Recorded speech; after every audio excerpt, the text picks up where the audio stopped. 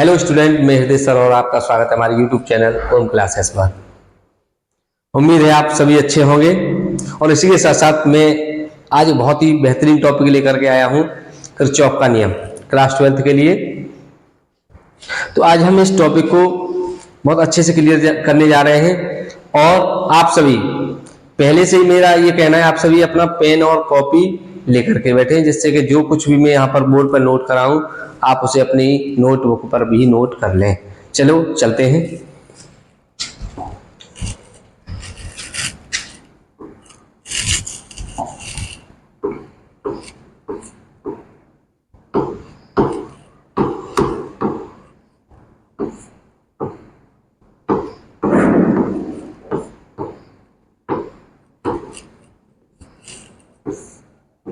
Kirchhoff का नियम, ठीक है।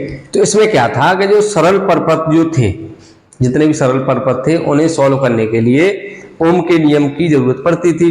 ओम के नियम से वो सरल परपथ हमारे क्या हो जाते हैं, सॉल्व हो जाते हैं। लेकिन जहां भी कोई जटिल परपथ आ जाता है, जहां थोड़ा बहुत उलझा के दे दिया जाए, तो वहां पर क्या होता है, वहां पर हमें किसके नियम की जरूरत पड़ती है, किरचॉफ के नियम की जरूरत पड़ती है। तो किरचॉफ जी जो थे उन्होंने दो नियम प्रतिपादित किए थे। पहला किया था संधि का नियम और दूसरा किया था लूप का नियम। तो सबसे पहले हम कौन सा देखते हैं, संधि का नियम। पहला है संधि का नियम।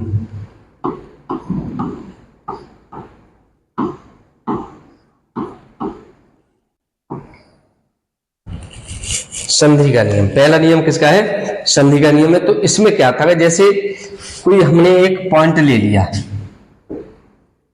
ये ठीक है, तो यहां पर जिस तरीके से कुछ धाराएं इस पर आ रही हैं,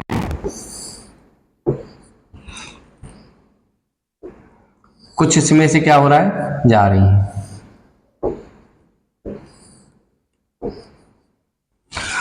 कुछ तो मतलब इसमें जो कुछ जो धाराएं हैं वो क्या हो रही है, संधि की तरफ आ रही है और कुछ क्या कर रही है, इधर से जा रही है।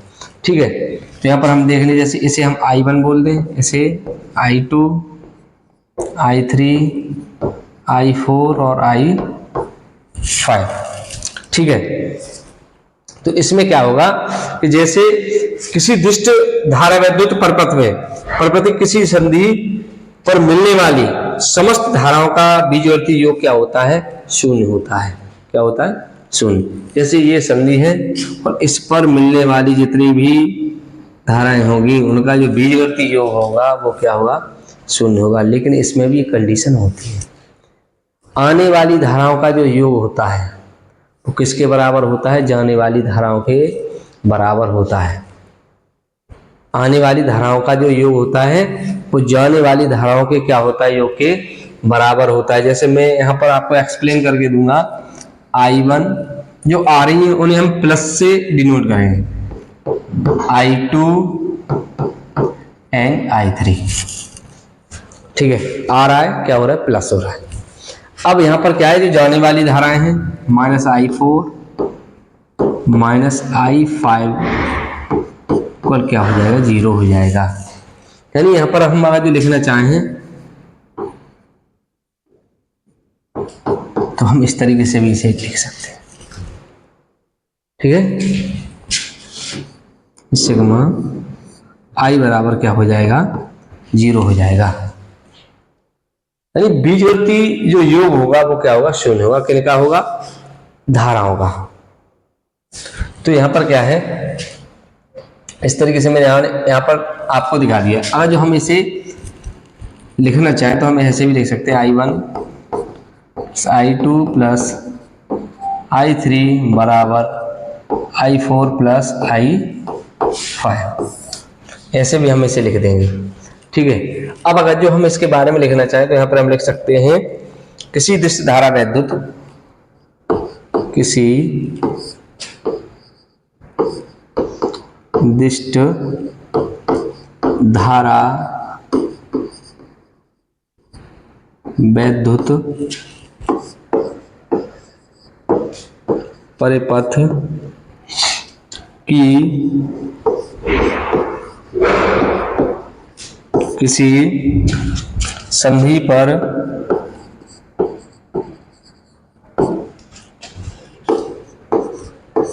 मिलने वाली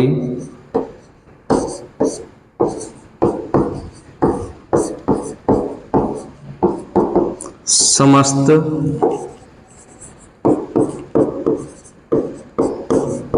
धाराओं का योग, धाराओं का बीजगणितीय योग,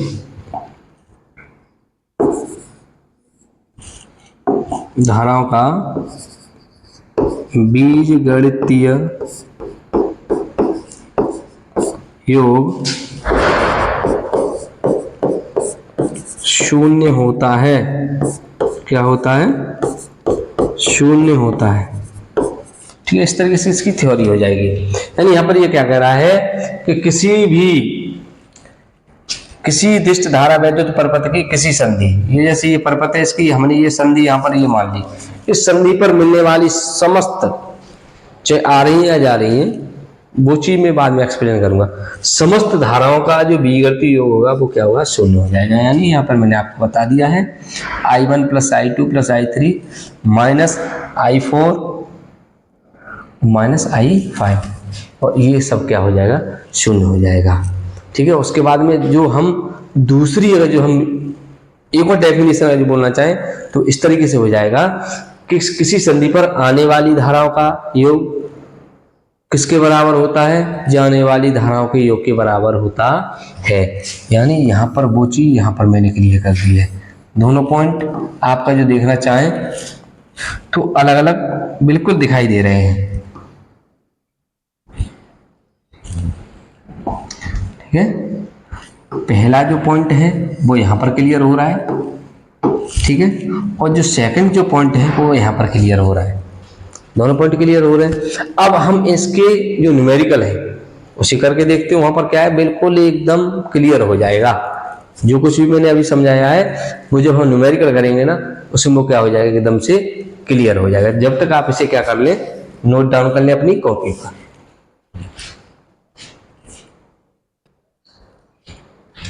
ठीक है, नोट डाउन कर लिया होगा। अब देखते हैं इसका एक न्यूमेरिकल देखते हैं। क्या देखेंगे? न्यूमेरिकल। उसमें क्या है कि जैसे जो एक फिगर दिया गया होगा उसमें धारा आई की वैल्यू आपको क्या करनी है? फाइंड करनी है। ठीक है, जैसे मैं यहाँ पर लिख दूंगा क्वेश्चन में,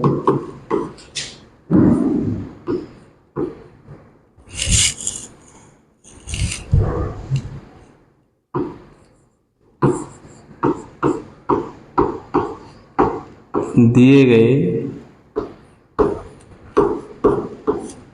चित्र में धारा I का मान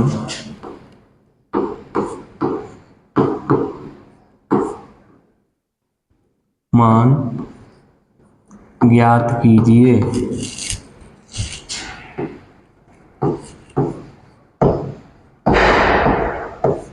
धारा I का मान ज्ञात कीजिए। इसमें क्या करवा रहा है हमसे?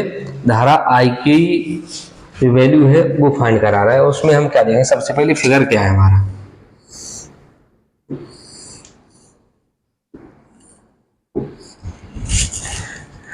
ठीक है,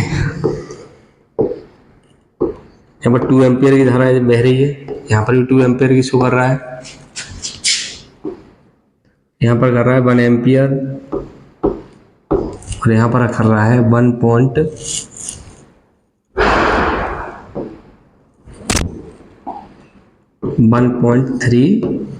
एम्पियर, और यहाँ पर क्या हमसे पूछ रहा है? आई की वैल्यू फाइंड करा रहा है।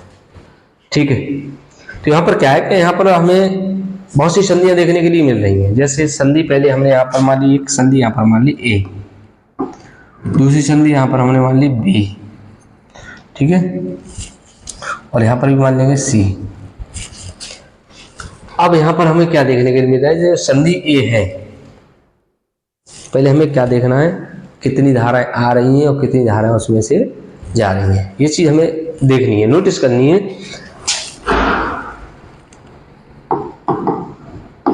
ठीक, तो यहाँ पर जो धारा है संधि ए पर हम स्टेप बाय मैं क्या है कि मैं अभी यहाँ पर जो करा रहा हूँ वो स्टेप बाय करा दे रहा हूँ, जिससे क्या है कि आपको बहुत सिंपल तरीके से समझ में आ जाए। संधि ए पर, संधि ए पर, संधि ए पर क्या है, ये दोनों धाराएं क्या हो रही हैं, इधर जा रही हैं। तो क्या हो जाएगा 2 + 2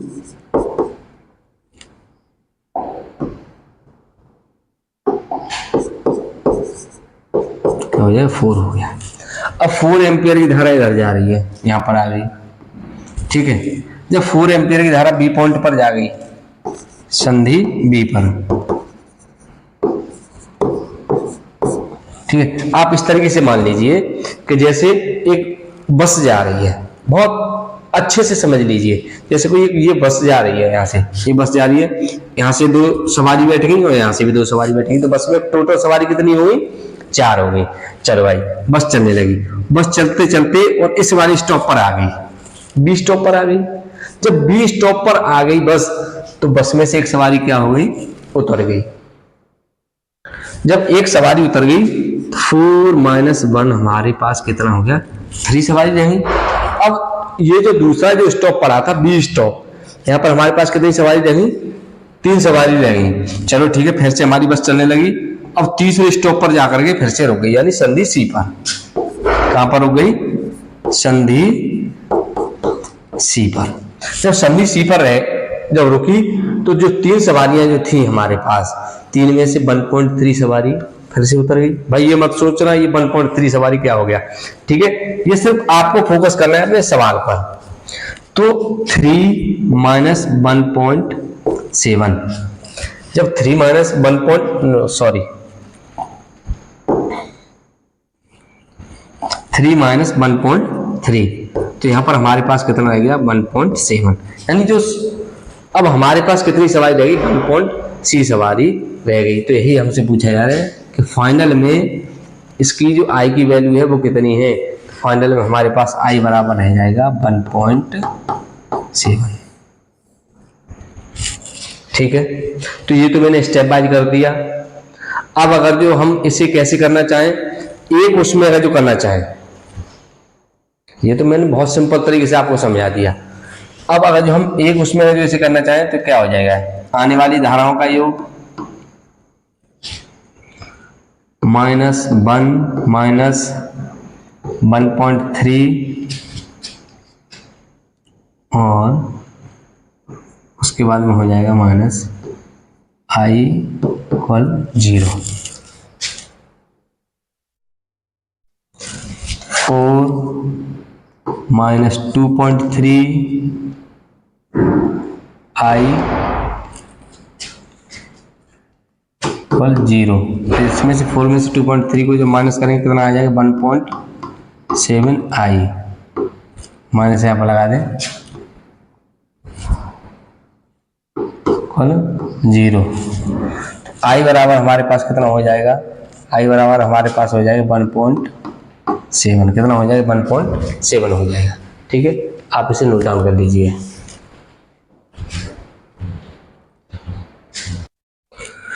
ठीक है जी।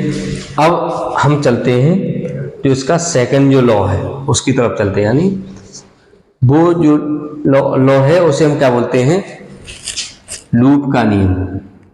पहला क्या था, संधि का नियम, ये क्या है, लूप का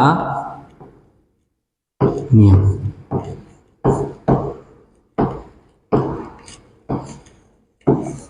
लूप का नियम।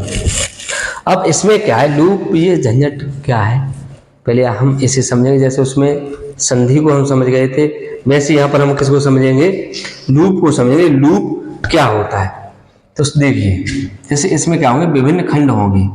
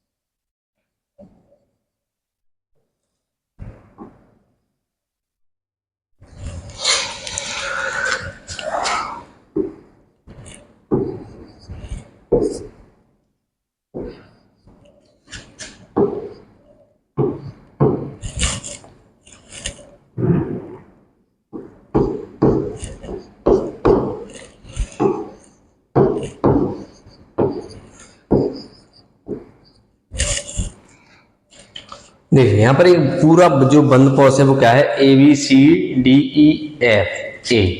जैसे इसे पूरा जो देखा जाए तो वो क्या है, बंद pause A B C D E F N A, पूरा कंप्लीटली। अब इसमें हमें दो पॉज दिखाई दे रहे हैं, दो लूप दिखाई दे रहे हैं, वो चीज हम देखेंगे। जैसे इसमें एक ये हमें दिखाई दे रहा है और दूसरा यहाँ पर ये दिखाई दे रहा है। पहला ये हो गया, दूसरा ये हो गया। तो पहला है वो क्या है, पहला जो है वो क्या है, ए बी ई एफ ए।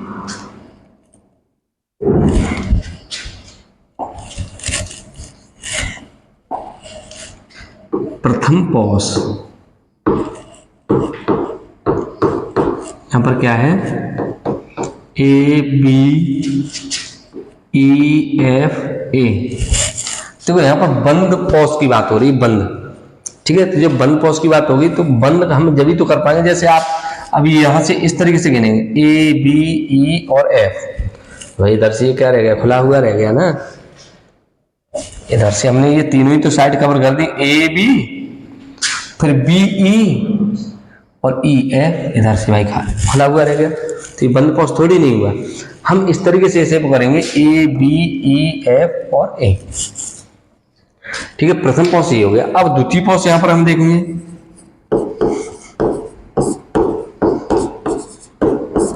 द्वितीय पॉज यहां पर क्या हो जाए, B C D E A B, B C D E और बी, जहां से शुरू वहीं पर खत्म। ठीक है, जहां से शुरू और वहीं पर खत्म। तो ये इस तरीके से ये हो गया, प्रथम पॉज हो गया, द्वितीय पॉज हो गया। चलो ये बात क्लियर हो गई। अब अगर जो हम इसके बारे में लिखेंगे, जो हम इसके बारे में जब लिखेंगे तो वहां पे हम इस तरीके से लिखेंगे, किसी वैद्युत परिपथ में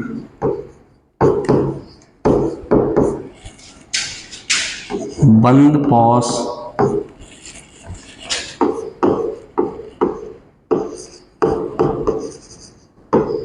अथवा लूप में, लूप के समस्त खंडों, समस्त खंडों में प्रवाहित वैद्युत धारा और उसके संगत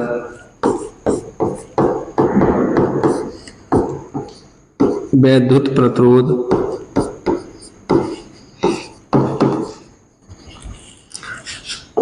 के गुणनफल का योग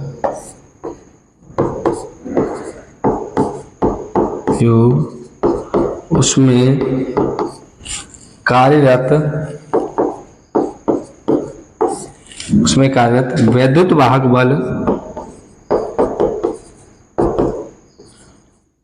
के योग के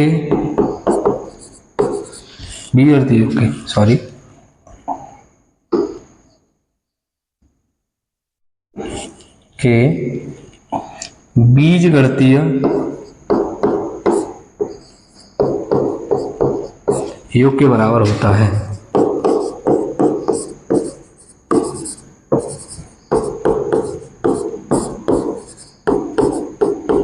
बराबर होता है, यानी सिग्मा इक्वल क्या हो जाएगा, सिग्मा इक्वल हमारा हो जाएगा सिग्मा आई इंटू आर। ठीक है, अब यहाँ पर हम क्या लगा दें, आई वो E1 और यहाँ पर हम लगा दें E2। ठीक है, तो इस तरीके से ये तो हमारी क्या हो गई, पूरी डेफिनेशंस की तैयार होगी। यानी किसी वैद्युत परिपथ में बंद पॉस अथवा लूप के समस्त खंडों में प्रवाहित वैद्युत धारा और उसके संगत वैद्युत प्रतिरोध के गुणनफल का योग उसमें कार्यरत वैद्युत वाहक बल के बीजगणितीय योग के क्या होता है, बराबर होता है। यानी सिग्मा E इक्वल क्या होगा, सिग्मा आई इंटू आर। ठीक है, ये यहाँ पर ये क्लियर हो गया। अब ये डायग्राम हमने सिर्फ आपको प्रथम पॉस द्वितीय पॉस आपको समझा दिया, इसमें और कुछ समझाया नहीं है। समझाने के लिए अभी बहुत कुछ इसमें पड़ा हुआ है। तो यहाँ पर अगर हम देखते हैं प्रथम पॉस को जब सॉल्व करेंगे, ठीक है, जब प्रथम पॉस को सॉल्व करेंगे इसमें हम मान लेते हैं इसमें धारा कौन सी बह रही है, हमारी I1 धारा बह रही है। ठीक है, और इसमें से जो धारा बह रही है वो हमारी कौन सी बह रही है, I2 बह रही है। जब I1 I2 इसमें आएंगी, इसमें धारा क्या हो जाएगी हमारी I1 प्लस I2। आप वही वाली बात समझ लीजिए, यानी जब सवारी ऐड होती जाएंगी, जब सवारी उसी गाड़ी में बैठते चली जाएंगे जिधर गाड़ी जा रही है हमारी, जैसे ये गाड़ी नीचे की तरफ जा रही है। ठीक है, जब इसी गाड़ी में I1 हमारी बैठ गई, इधर से आएंगे तो I2 भाई यहाँ पर वेट कर रही है बैठने के लिए, तो ये बैठ गई। यानी कुल मिला के यहाँ पर जाकर फाइनल में कितनी सवारी होगी, I1 प्लस I2। और यहीं पर अगर जो विपरीत इधर जा रही हो, जैसे यहाँ से हमने बैठा लिया, और विपरीत जा रही हो तो वो क्या हो जाएगी, माइनस में हो जाएगी। किस में हो जाएगी, माइनस में। ठीक है, तो ये सारा खेल हम अभी देखते हैं। तो यहाँ पे देखो समझेंगे, पहले मैं इसे थोड़ा साइज मेंटेन कर दे रहा हूं।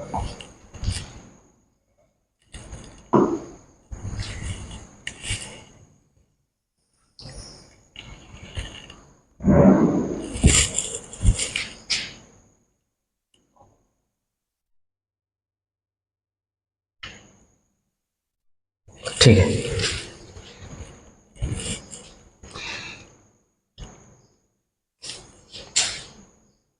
देख लीजिए। अब इसमें क्या है, जैसे यहाँ पर हम इसे पहले पॉस को इसे सॉल्व करेंगे प्रथम पॉस में। ए बी ई, प्रथम पॉस हमारा क्या है, ए बी ई एफ और ए। तो इसमें हम देख रहे हैं कि धारा क्या है, E1, वो धारा इसमें कौन सी बह रही है, I1, और इसका जो प्रतिरोध है वो क्या है, R1 है। ठीक है, तो यहां से हम सॉल्व करना ऐसे शुरू करेंगे। तो यहाँ पर हमारा हो जाएगा I1 R1। ठीक है, अब हम इधर आ रहे हैं और इसमें किधर धारा जा रही है, इधर जा रही है। किधर जा रही है भाई, इधर की तरफ जा रही है। हम जा इधर रहे हैं और इधर की तरफ जा रही है, तो यानी ये इसमें से क्या हो जाएगी, माइनस हो जाएगी, minus I2 I2, I1 R1 minus I2 I2। अब हम ऐसे घूम के जाएंगे तो यहाँ पर ये तो फाइनल हमारा क्या देखो निकल के आ गया। जो हम इससे देखें, यहाँ से हम देखें कुल, तो कुल यहाँ पर हमारे पास क्या हो गया, इसे अगर पूरा घूमेंगे तो पूरा इसका जो कंप्लीट है वो क्या हो जाएगा, I1 R1 हम जा किधर रहे हैं, इधर। ठीक है, इसमें धारा किधर बह रही है, इधर की तरफ बह रही है, तो क्या हो जाएगा, माइनस का साइन हो जाएगा। आपको सिमिलर देखना है और अपोजिट देखना है। जो बिल्कुल उसके साथ में धारा बह रही है तो प्लस हो जाएगी, और अगर जो उसके अपोजिट डायरेक्शन में बह रही है तो क्या हो जाएगा, माइनस हो जाएगा। ठीक है, ये हो गया। अब इतनी बात समझने के बाद यहाँ पर हम देखेंगे किसके बीजगणितीय योग के बराबर होता है, वैद्युत वाहक बल के बीजगणितीय योग के क्या होता है, बराबर होता है समस्त खंडों का। अब यहाँ पर हमें ये नहीं देखना है I1, वो E1 नहीं देखना है, यहाँ पर पूरे इस खंड का देखना है। तो यहाँ पर क्या हो जाएगा, E1। अब यहाँ पर हमें क्या दिखाई दे रहा है, E2 और दिखाई दे रहा है, क्या दे रहा है, E2। अब E2 को हम प्लस में लिखेंगे या माइनस में लिखेंगे, ये कंफ्यूजन है। तो यहाँ पर हम देखते हैं हमेशा किधर चलते हैं, माइनस से प्लस की तरफ चलते हैं। धारा हमेशा किधर बहती है, ऋणावेश से धनावेश की तरफ बहती है, ऋणावेश से धनावेश की तरफ बहती है। तो यहाँ पर हम क्या करेंगे, इधर जब जा रहे हैं तो हम धनावेश से धनावेश की तरफ जा रहे हैं, इधर या धनावेश से ऋणावेश की तरफ जा रहे हैं। यहाँ पर हम क्या चलेंगे, धनावेश से ऋणावेश की तरफ चलेंगे। तो यहाँ पर क्या हो जाएगा, हम माइनस का साइन लगाएंगे। कौन सा साइन लगाएंगे, माइनस E2। इसे मानेंगे क्वेश्चन नंबर फर्स्ट। ठीक है, इसे हमने क्या मान लिया, क्वेश्चन नंबर फर्स्ट मान लिया। अब इसके बाद में हम देखते हैं दूसरा वाला, देखेंगे कौन सा वाला देखेंगे, दूसरा वाला देखेंगे। तो दूसरे वाले जो लूप में देख रहे हैं उसमें क्या है, द्वितीय पॉस में B C D E B में, ठीक है, अब मैं लिख दे रहा हूं द्वितीय पॉस में, पॉस बी सी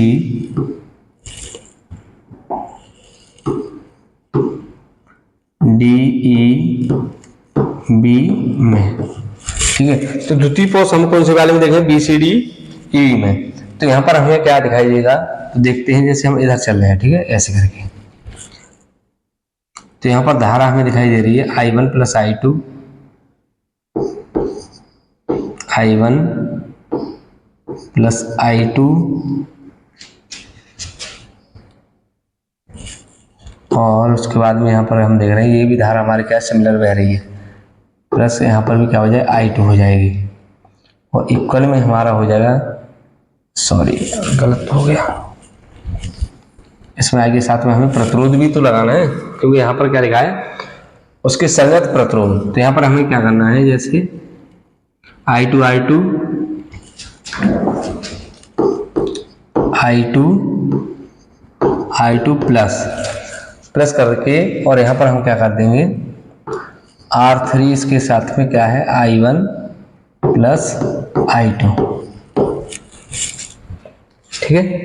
तो यहाँ पर हम क्या करेंगे, अब इक्वल में क्या आएगा वो देखते हैं। अब यहाँ पर हम घूम कर जा रहे हैं, तो हम किधर जा रहे हैं, माइनस से प्लस की तरफ जा रहे हैं, तो बराबर क्या हो जाएगा, हमारा हो जाएगा E2, ठीक है।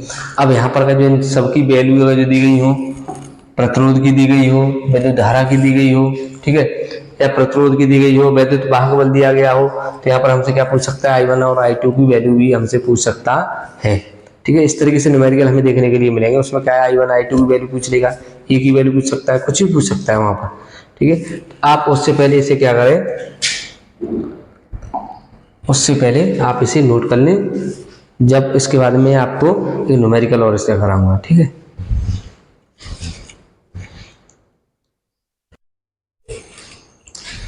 ठीक है, नोट हो गया हुआ। अब आगे देखते हैं, आगे इसमें एक हम क्वेश्चन देखते हैं।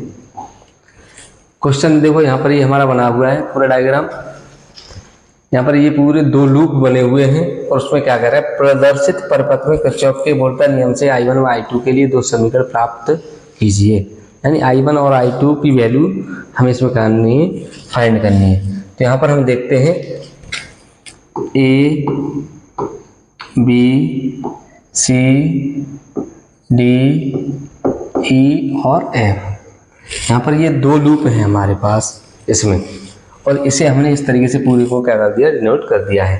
यहाँ पर हम इसे क्या करते हैं, प्रथम लूप मान लेते हैं, और इसे क्या मान लेंगे, द्वितीय लूप मान लेंगे। इसमें जो धारा बह रही है, यहाँ से क्या धारा बहेगी, I1, कौन सी धारा बहेगी, I1, और इसमें कौन सी बहेगी, I2 धारा बहेगी, कौन सी धारा बहेगी, I2, इसमें I1 और इसमें I2।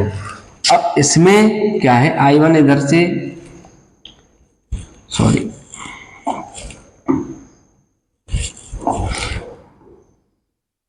इसमें I1 धारा इधर से आ रही है, ऊपर से आ रही है, और I2 नीचे से आ रही है। तो ये यहाँ पर ये क्या हो जाएगा, इसमें बीच में जो धारा जो होगी, धारा का जो योग होगा वो क्या हो जाएगा, I1 माइनस I2 हो जाएगा, I1 माइनस I2 बीच में, ठीक है जी। तो यहाँ पर हम चलो इसे देखते हैं, सॉल्व करते हैं। तो प्रथम पॉस, प्रथम लूप में, loop A B E F A में, A B E F A में, तो यहाँ पर जब हम देखते हैं तो क्या हो जाएगा, 10I1 plus 15I1 minus I2 equal क्या हो जाएगा, 3 हो जाएगा। सॉल्व करेंगे तो क्या हो जाएगा, 10I1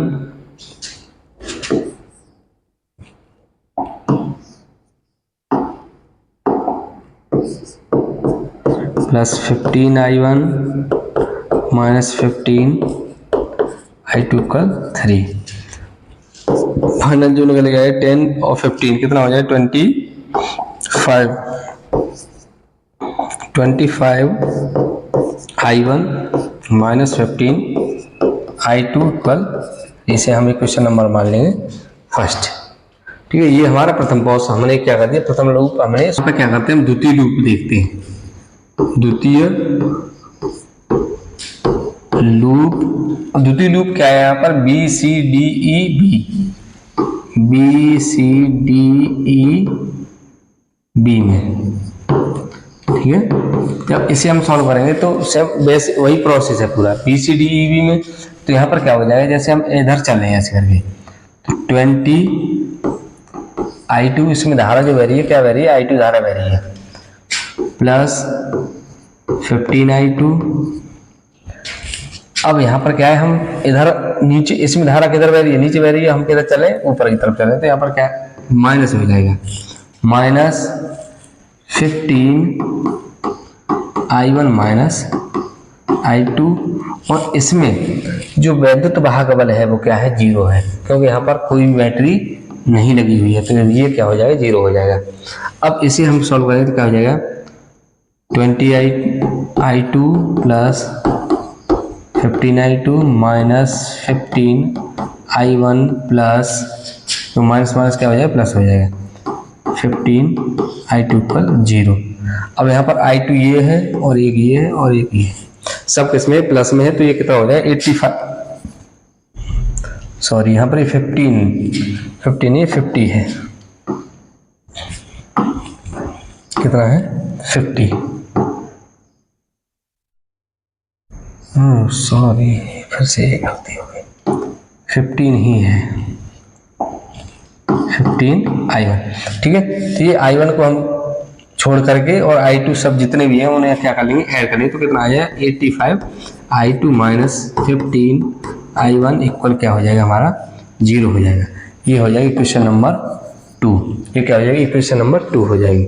ठीक है, इसे थोड़ा सा स्किप कर लेते हैं जिससे कि पूरा हमारा न्यूमेरिकल है इसी पर कंप्लीट हो जाए।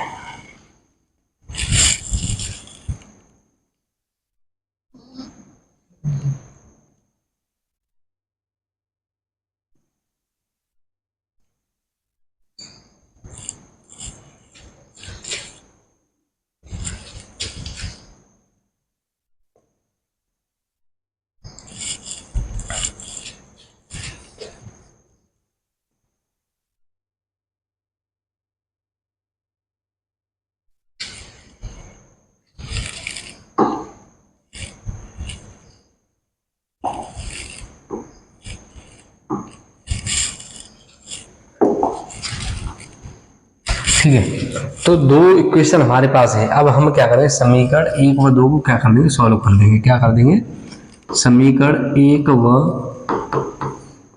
2 को हल करने पर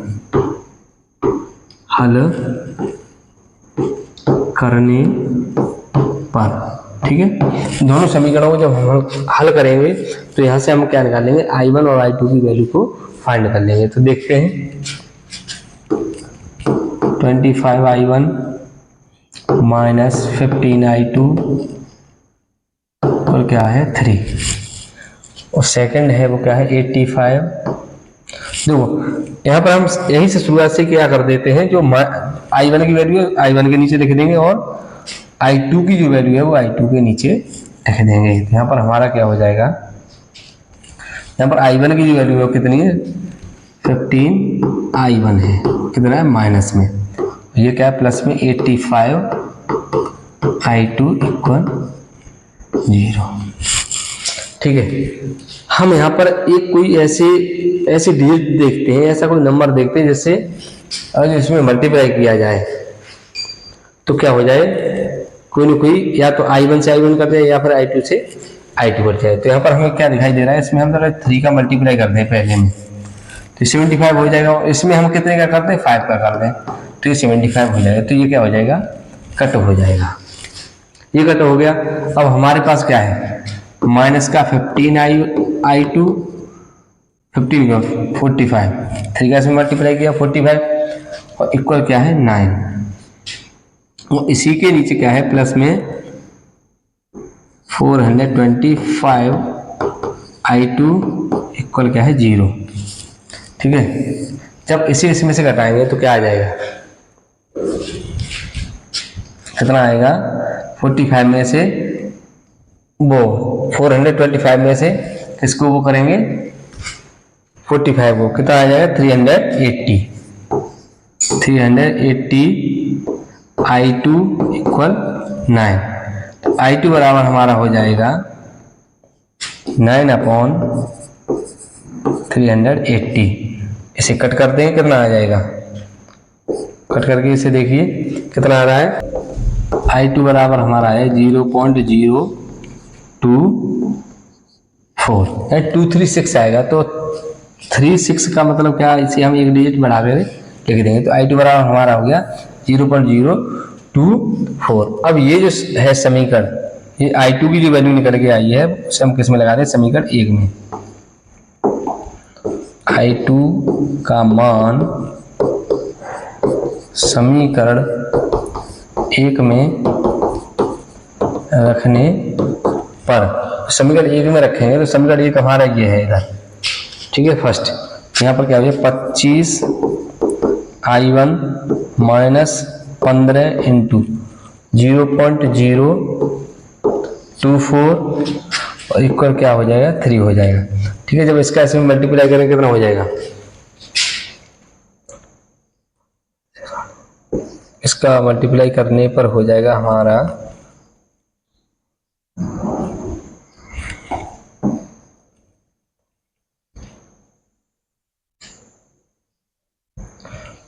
60 0 6 29 0.36 हो जाए, 0.36 हो जाए, कितना हो जाए 0.36 हो जाएगा। ठीक है, इसे जब इधर लेकर के आएंगे तो 3 में ये क्या हो जाए ऐड हो जाएगा। तो 25 I1 इक्वल हमारा हो जाएगा 3.36 हो जाएगा। कितना हो जाएगा 3.36 हो जाएगा। I1 बराबर हमारा होगा वो क्या होगा 3.36 अपॉन 25, 3.36 अपॉन कितना होगा 25। जब इसे आप क्या करेंगे डिवाइड करेंगे, इसका जो फाइनल जो है आंसर वो क्या निकल के आए 0.134। यहाँ पर ये हमारी I1 की वैल्यू निकल के आ गई और I2 की वैल्यू यहाँ पर निकल के आ गई। तो यहाँ पर हम लिख देंगे I1 बराबर कितना है हमारा 0.134 और I2 बराबर हमारा कितना है 0.024। हमें यही क्या करना था, सॉल्व करना था। ठीक है, तो पहले लूप को हम सॉल्व करते हैं। लूप को सॉल्व करने के बाद हमारे पास क्या हो जाती है इक्वेशन हो जाती है। फिर इक्वेशन को सॉल्व करने के बाद में हम वैल्यू को फाइंड कर लेते हैं। ठीक है, इसी के साथ साथ आज की क्लास यहीं पर ऑफ होती है। ठीक है, अगर जो आपको हमारी ये वीडियो पसंद आए तो आप इसे लाइक और इस पर कमेंट और इसे शेयर करना ना भूलें और हमारे चैनल को सब्सक्राइब करते रहिए। Thank you.